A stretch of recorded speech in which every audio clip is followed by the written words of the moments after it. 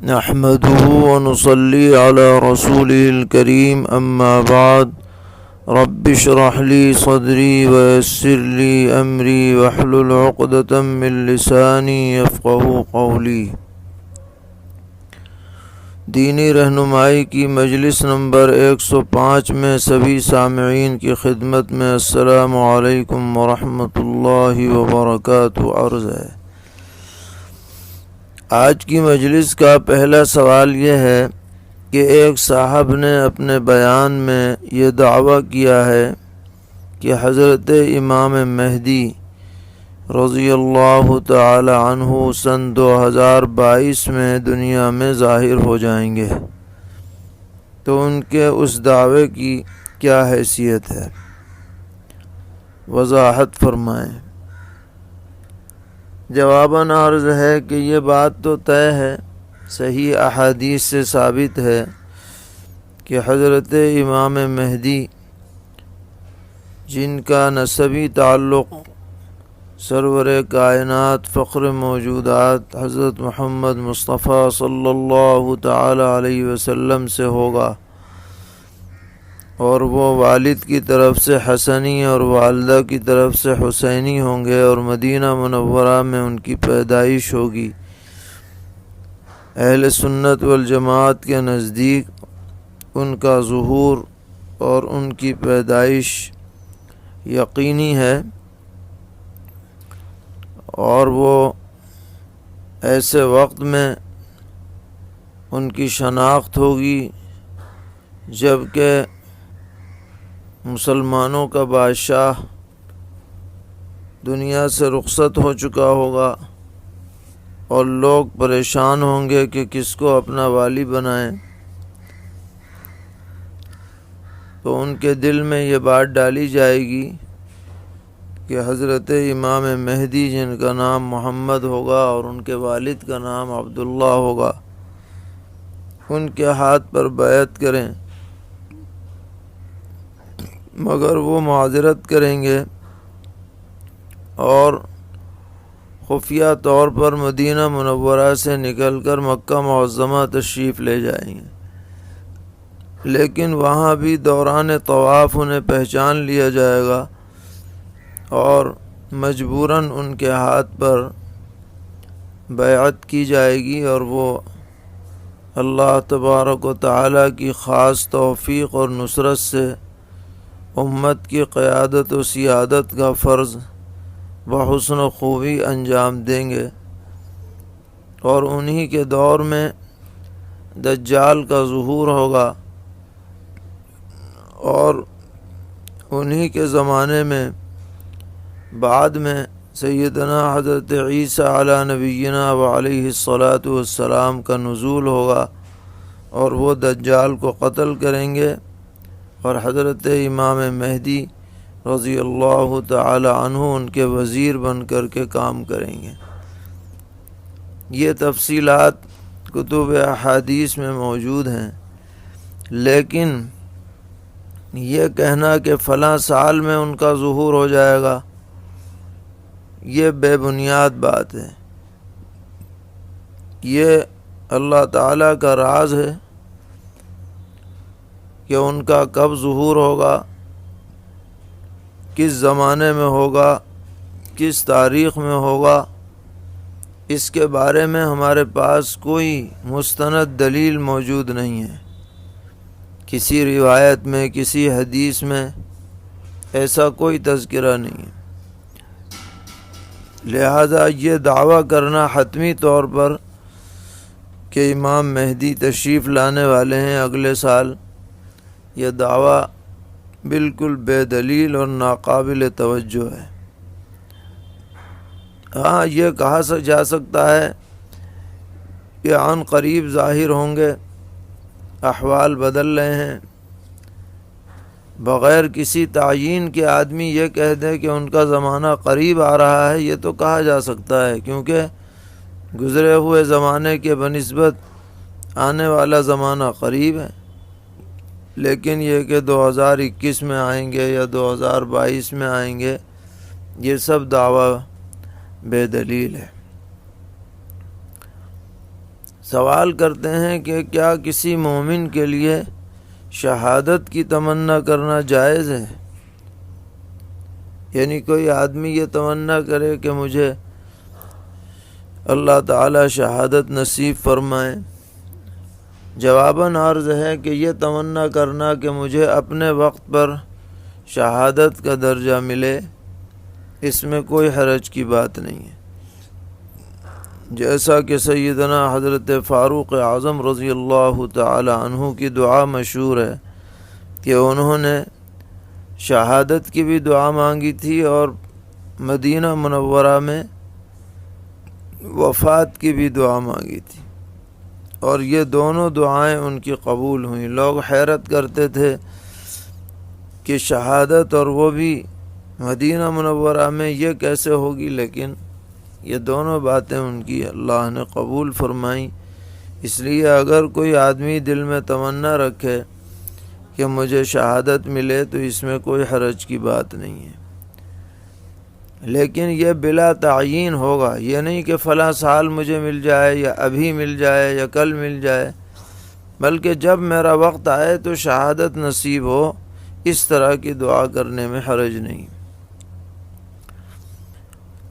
پوچھتے ہیں کیا صحابہ سے یہ بات ثابت ہے کہ انہوں نے بلا اور وبا کے وقت میں موت کی تمنا کی ہے؟ جواباً عرض ہے کہ صحیح حدیث میں یہ مضمون وارد ہے کہ کسی بھی پریشانی، تکلیف، وبا کی وجہ سے موت کی تمنا نہیں کرنی چاہیے۔ پیغمبر علیہ السلام نے صاف منع فرمایا، اور فرمایا کہ اگر تمہیں دعا کرنی ہی ہے تو اس طرح دعا کرو کہ اے اللہ جب تک میرے لیے زندگی بہتر ہو زندگی عطا فرمائیے، جب میرے لیے موت بہتر ہو تو موت عطا فرمائیے۔ یہ سب سے معتدل بات ہے۔ لیکن علماء نے لکھا ہے کہ اگر حالات اتنے خراب ہو جائیں کہ دین پر استقامت مشکل ہو جائے، فتنوں کا دور ہو اور ان سے بچنا آدمی کے لیے محال ہو، تو ان فتنوں سے بچنے کے لیے یہ تمنا کرے کہ میں فتنوں سے بچتے ہوئے اللہ کے دربار میں پہنچ جاؤں، تو اس میں کوئی حرج نہیں ہے۔ یہ حدیث سے بھی ثابت ہے۔ ایک حدیث میں آپ نے دعا کے اندر یہ کلمات ارشاد فرمائے کہ وَإِذَا أَرَدْتَ بِقَوْمٍ فِتْنَةً فَتَوَفَّنِي غَيْرَ مَفْتُونٍ۔ اس کے دونوں مطلب ہو سکتے ہیں کہ جب فتنے کا آپ ارادہ فرمائیں تو مجھے فتنوں سے نکال لیں، اور یہ بھی ہو سکتا ہے کہ مجھے وفات دے دیں۔ اور بعض روایتوں میں ہے کہ جب ایسے ایسے خطرناک حالات پیش آ جائیں تو آدمی کے لیے زمین کے اوپر رہنے کے مقابلے میں زمین کے اندر جانا بہتر ہوگا، یا کسی شخص پر جذب کی کیفیت طاری ہو جائے اور اللہ تعالیٰ کی محبت کا ایسا غلبہ ہو جائے کہ اسے اللہ کی زیارت اور دیدار کا شوق ہو، اور اس بنیاد پر وہ موت کی تمنا کرے، تو اس کی گنجائش دی گئی ہے۔ لیکن کوئی بیماری آ جائے، اس کی وجہ سے کوئی پریشانی آ جائے، کوئی حالات پیش آ جائیں، اس کی وجہ سے آدمی موت کی تمنا کرے، تو یہ کم ہمتی کی بات ہے، اور اس کو پیغمبر علیہ السلام نے پسند نہیں فرمایا۔ پوچھتے ہیں کہ قرآن کریم ختم کرنے کے بعد اسے چومنا کیسا ہے؟ اگر محبت میں اسے چوم رہا ہے، عظمت میں، اکرام میں، تو کوئی حرج کی بات نہیں، لیکن اسے کوئی شرعی عمل نہ سمجھا جائے، کوئی نہ کرے تو اس پر نکیر بھی نہ کی جائے۔ سوال کر رہے ہیں کہ معتکف کے والد سخت بیمار ہیں اور بظاہر بچنے کی امید نہیں ہے، اور وہ والد یہ چاہتے ہیں کہ معتکف بیٹا انہیں آ کر دیکھ جائے، تو ایسی حالت میں معتکف شخص کو کیا کرنا چاہیے؟ آیا اعتکاف توڑ دے اور والد کی تمنا پوری کرے، یا اعتکاف میں رہتے ہوئے یہیں بیٹھ کر ان کے لیے دعائے خیر کرے؟ اس کے لیے کیا بہتر ہے؟ جواباً عرض ہے کہ والد کی ذات انسان کے لیے بہت زیادہ اہمیت رکھتی ہے۔ یہ وہ ذات ہے جو بے بدل ہے، اور اولاد پر حق ہے کہ ایسے مشکل وقت میں جب کہ وہ سخت بیماری میں مبتلا ہے، اولاد کی ذمہ داری ہے کہ وہ ان کی خدمت بجا لائے۔ اعتکاف سے بڑھ کر عبادت اس کے حق میں یہ ہے کہ وہ اپنے والد کی خدمت کرے۔ اس لیے ہمارا مشورہ تو ایسے موقع پر یہی ہوگا کہ اعتکاف توڑ دے اور والد کی تمنا پوری کرے اور ان کو خوش کرے اور ان کی آنکھوں کی ٹھنڈک بن جائے، اور جیسے بھی ہو سکے ان کی خدمت میں دریغ نہ کرے۔ پوچھتے ہیں کہ اگر اعتکاف کی حالت میں کسی کا انتقال ہو جائے تو کیا ہوگا؟ جواباً عرض ہے کہ اعتکاف کی حالت میں انتقال ہو جائے تو وہیں اعتکاف ختم ہو جائے گا، اور اس کی قضا یا فدیہ وغیرہ کچھ بھی واجب نہیں ہے۔ پوچھتے ہیں کہ معتکف کو متلاہٹ ہو رہی ہے، جی متلا رہا ہے، تو کیا وہ ایسی حالت میں مسجد سے باہر جا کر وضو خانے پر بیٹھ سکتا ہے؟ اور متلاہٹ میں کبھی دیر بھی لگ جاتی ہے تو کتنی دیر تک بیٹھنے کی اجازت ہے؟ جواباً عرض ہے کہ اس کے لیے کوئی حرج نہیں، یہ ایک طبعی ضرورت ہے۔ جب تک بھی قے کی شکل بنی رہے، متلاہٹ برقرار رہے، وہ مسجد سے باہر رہ سکتا ہے۔ پوچھتے ہیں مجھے پیشاب کے قطرے کی بیماری ہے، جب بھی پیشاب کو جاتا ہوں تو کچھ دیر تک ایسا محسوس ہوتا رہتا ہے کہ مزید قطرہ آ گیا۔ اب میں نے اعتکاف کر رکھا ہے تو کیا میں پیشاب کر کے کچھ دیر ٹہل سکتا ہوں اور پھر بعد میں استنجا کر کے آ جاؤں؟ اس کی میرے لیے گنجائش ہے یا نہیں؟ جواباً عرض ہے کہ اس کی آپ کو گنجائش ہے، اس میں شرعاً کوئی حرج نہیں ہے۔ جب آپ کو مکمل اطمینان ہو جائے تو استنجا کر کے واپس آئیں، اس کو بھی طبعی ضرورت کے ملحقات میں اسے شامل کیا جائے گا۔ پوچھتے ہیں کہ اعتکاف کی حالت میں مونچھ بنانا اور ناخن کاٹنا کیسا ہے؟ اس میں بھی شرعاً کوئی حرج نہیں ہے، آپ مونچھ بھی بنا سکتے ہیں، ناخن بھی کاٹ سکتے ہیں، بس اس کا خیال رہے کہ مسجد اس سے ملوث نہ ہو، یعنی ناخن مسجد میں نہ پھینکیں، بال مسجد میں نہ پھینکیں، اس کا خیال رکھیں۔ ایک صاحب پوچھتے ہیں کہ اگر وضو کرنے کے بعد آدمی نے ناخن کاٹا تو کیا اس سے وضو ٹوٹ جاتا ہے؟ جواباً عرض ہے کہ ناخن کاٹنے سے وضو نہیں ٹوٹتا ہے۔ ہاں، اگر ناخن کاٹتے ہوئے خون نکل آئے اور بہہ پڑے تو ٹوٹ جائے گا، لیکن محض ناخن کاٹنے سے وضو نہیں ٹوٹتا ہے۔ پوچھ رہے ہیں کہ اگر صلاۃ التسبیح میں کوئی غلطی ہو جائے تو سجدہ سہو کرنے کا کیا حکم ہے؟ جواباً عرض ہے کہ یہ دیکھا جائے گا کہ غلطی کس میں ہوئی ہے، کس طرح کی ہوئی ہے۔ اگر کوئی واجب چھوٹ گیا، مثلا سورہ فاتحہ چھوڑ دی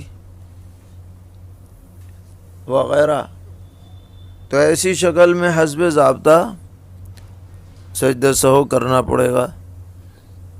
لیکن اگر جو تسبیح پڑھی جاتی ہے صلاۃ التسبیح میں، اس میں کمی بیشی ہو گئی، 10 کی جگہ 15 پڑھ دی، 15 کی جگہ 10 پڑھ دی، یا کسی جگہ چھوڑ دی، تو اس کی وجہ سے کوئی سجدہ سہو واجب نہیں ہے، کیونکہ جب یہ پڑھنا ہی واجب نہیں ہے اس تسبیحات کا، تو اس کا ترک یا تکرار یا زیادتی یا کمی یہ بھی موجب سجدہ سہو نہیں ہے۔ لہذا اس بات کا خیال رکھا جائے۔ پوچھتے ہیں کہ عید کی نماز کس طرح پڑھی جائے گی؟ ایک صاحب بتا رہے تھے کہ پہلی رکعت میں 9 زائد تکبیریں اور دوسری میں 7 پڑھی جائیں گی، اس کی کیا حقیقت ہے؟ ہم تو اب تک 6 زائد تکبیریں پڑھتے آ رہے ہیں، اگر اس کی کوئی دلیل ہو تو وہ بھی پیش کی جائے۔ جواباً عرض ہے کہ اگرچہ اس میں ائمہ کا اختلاف ہے، لیکن فقہ حنفی کے اندر پہلی رکعت میں 3 زائد تکبیریں ہیں اور دوسری رکعت میں بھی 3 زائد تکبیریں ہیں۔ پہلی رکعت میں ثنا کے بعد سورہ فاتحہ سے پہلے اور دوسری رکعت میں رکوع سے پہلے، رکوع کی تکبیر سے پہلے، اور احناف کے نزدیک اس کی تائید خاص طور پر سیدنا حضرت عبداللہ ابن مسعود رضی اللہ تعالی عنہ کی روایت سے ہوتی ہے، جس میں آپ نے فرمایا کہ پہلی رکعت میں تکبیر تحریمہ اور رکوع کی تکبیر ملا کر 5 تکبیریں کہی جائیں گی، تو تحریمہ ایک ہو جائے گی، رکوع ایک ہو جائے گی، 2 یہ نکل گئیں اور بیچ میں رہ گئیں 3، اور دوسری رکعت میں 4 تکبیریں کہی جائیں گی رکوع کی تکبیر ملا کر۔ تو اس طریقے پر پہلی میں 3 ہوئیں اور دوسری میں 3 ہوئیں۔ اس کو حضرات احناف نے راجح قرار دیا ہے، اور یہ احادیث معتبر سندوں سے منقول ہیں، اسی پر اپنے مذہب کا مدار رکھا ہے۔ سوال کرتے ہیں کہ عیدین کے لیے بھی اسی طرح اذن عام شرط ہے جیسے جمعے کے لیے؟ جواباً عرض ہے کہ جی ہاں، جیسے جمعے میں ایسی جگہ جمعہ قائم کرنا ضروری ہے جہاں سب کو آنے کی اجازت ہو، اسی طرح عید میں بھی یہی حکم ہے۔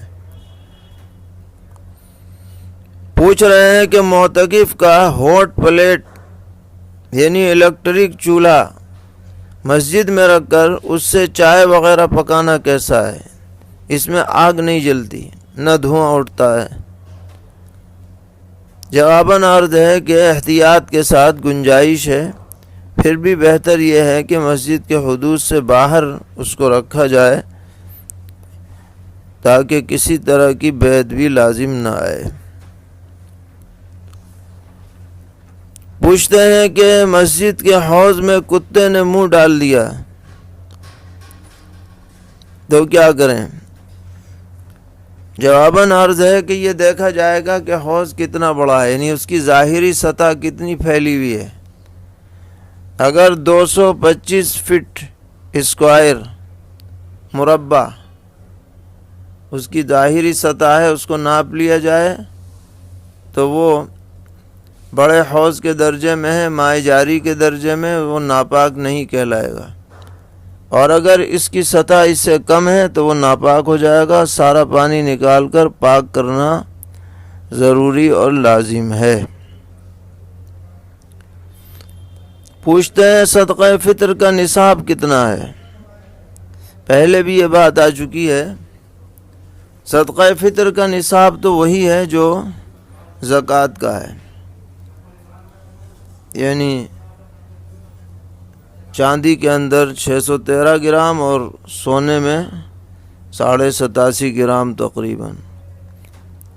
لیکن 2 باتیں اس کے اندر شامل کی جاتی ہیں حساب لگانے میں۔ ایک تو یہ کہ عید کے دن آدمی جب صاحب نصاب ہو، چاہے اس پر سال نہ گزرا ہو، اس پر صدقہ فطر واجب ہے۔ تو زکوٰۃ میں تو سال گزرنا شرط ہے، یہاں سال گزرنا شرط نہیں ہے۔ دوسرا فرق یہ ہے کہ صدقہ فطر کے اندر ضرورت سے زائد سب مال جوڑا جاتا ہے، اس مال کا مال نامی ہونا شرط نہیں ہے، بلکہ ضرورت سے زائد سب مال اس میں جڑے گا۔ ضرورت سے زائد کپڑے ہوں، ضرورت سے زائد برتن ہوں، ضرورت سے زائد مکان ہو، ضرورت سے زائد زمین ہو، ان سب کو جوڑا جائے گا۔ اس اعتبار سے صدقہ فطر جن لوگوں پر واجب ہوتا ہے ان کی تعداد زکوٰۃ والوں سے زیادہ ہو جاتی ہے۔ تو جن پر بھی اس طریقے پر نصاب پورا ہو انہیں اپنی طرف سے اور اپنے نابالغ بچوں کی طرف سے صدقہ فطر ادا کرنا ضروری ہوتا ہے، اور اہتمام سے اسے ادا کرنا چاہیے۔ بہتر ہے رمضان ہی میں ادا کر دیں، نہیں تو نماز عید الفطر سے پہلے تو ضرور ہی ادا کر دیں۔ اللہ تعالی ہم سب کو دین پر استقامت عطا فرمائیں، ہر طرح کے شرور سے محفوظ فرمائیں، دارین کی عافیت سے سرفراز فرمائیں۔ اس ماہ مبارک کو پوری امت کے لیے خیر، برکت، عافیت، رحمت، ہدایت، امن کا ذریعہ بنائیں۔ جو وبا دنیا کے اندر پھیلی ہوئی ہے، الہ العالمین اس قرآن پاک اور اس ماہ مبارک کی برکت سے اور محض اپنے فضل و کرم سے اس سے پوری امت اور انسانیت کو نجات عطا فرمائیں اور عافیت نصیب فرمائیں۔ حضرت والد صاحب دامت برکاتہم و مد ظلہم کی طبیعت میں افاقہ تو ہے، لیکن کمزوری اور ضعف ابھی کافی ہے، اس لیے سبھی احباب سے گزارش ہے کہ کامل صحت کے لیے دعا فرماتے رہیں۔ جزاکم اللہ احسن الجزاء، وصلی اللہ تعالی علی خیر خلقہ محمد وآلہ وصحبہ اجمعین برحمتک یا ارحم الراحمین۔